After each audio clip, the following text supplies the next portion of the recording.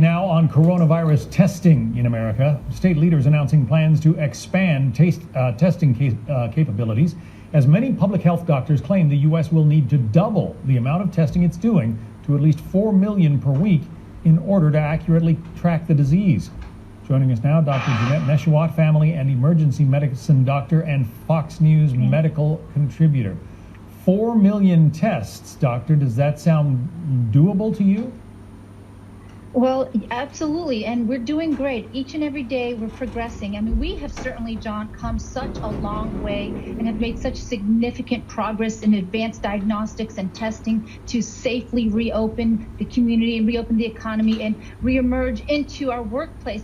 So we've come such a long way. You know, I've seen about 100 patients this weekend, and I am so excited and happy. I have been able to test every single patient that came in wanting testing or needing testing. 2 weeks ago, that was not the story. So we've definitely come a long way. And this is so important because we need to know who has it, who had it, who's recovered, who's positive, who's not. Are they spreading it to other people in the community, to their family? So having all this testing, which we've definitely ramped up, in the past 2 weeks alone, will allow us to prevent the spread of this virus, to detect if there's any early outbreaks, especially in inner cities or in areas where we know there's high risk, you know, Hispanics, Latinos, African Americans, nursing homes, you know, long-term care facilities where we know that's high risk. So having this ability, these diagnostic capabilities are going to go a long way. And on top of that, it's really going to allow a safe environment for people that go back to work and alleviate a lot of the anxiety and the fears that many people have about going back to work.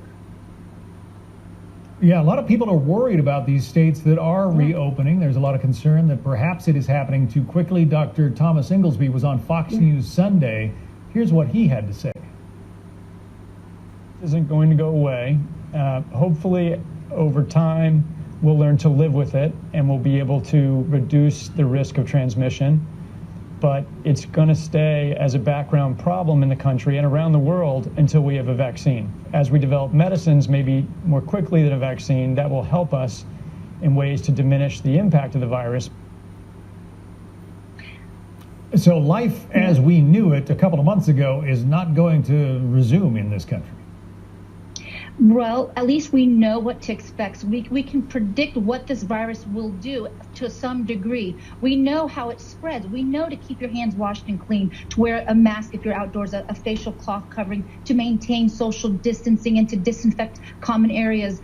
So knowing this information can help us take action, take responsibility, and help preventing the spread. So, and on top of that, he's right. Vaccine is, coming around. We have medications. We now have remdesivir, which has shown some promise. And then, of course, we have the convalescent plasma. So we've got a lot of things in the pipelines to help us get to where we need to be, which is really important because, you know, we have over 2,000 deaths a day. And here in this country, we're approaching nearly 80,000 deaths. So we need to not only use these diagnostics and these tools that we have, but also continue to preventative measures to prevent the spread from person to person.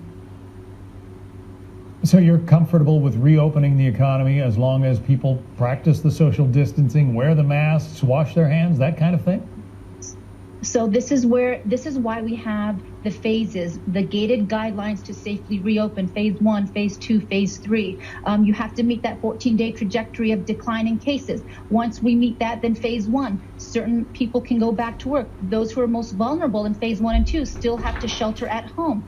So as we see a continued decline in the number of cases, we will progress from phase 1, phase 2, phase 3. That's what those guidelines are for, to help fight and eradicate this horrible, pervasive disease. But we have control and we have power to tackle this and to conquer it. We just have to remain committed to adhering to the guidelines. Dr. Janette Nesheiwat, thanks very much for spending some time with us this evening. It's my pleasure. We appreciate it. You got it.